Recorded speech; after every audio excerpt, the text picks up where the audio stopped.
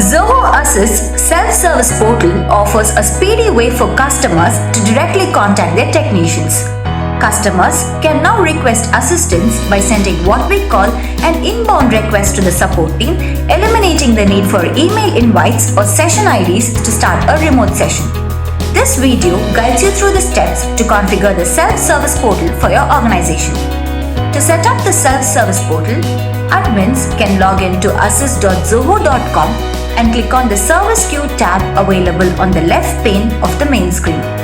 Alternatively, admins can also click on the Settings option on the top pane and choose Self-Service Portal under Remote Support to configure their portal. Now, provide your company name to create your company portal URL and click on Save.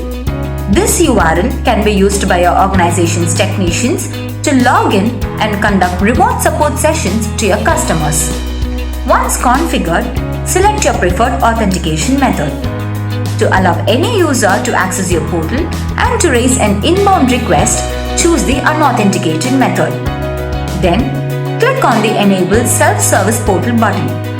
The Self-Service Portal URL and the Technician Portal URL will now be available.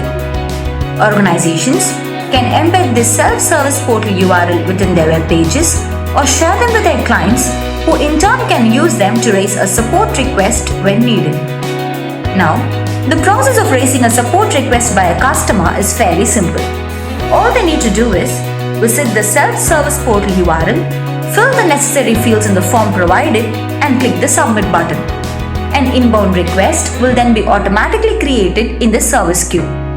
Once the technician accepts the support request, customers can follow the steps on the screen to join the remote session and get their issues resolved seamlessly.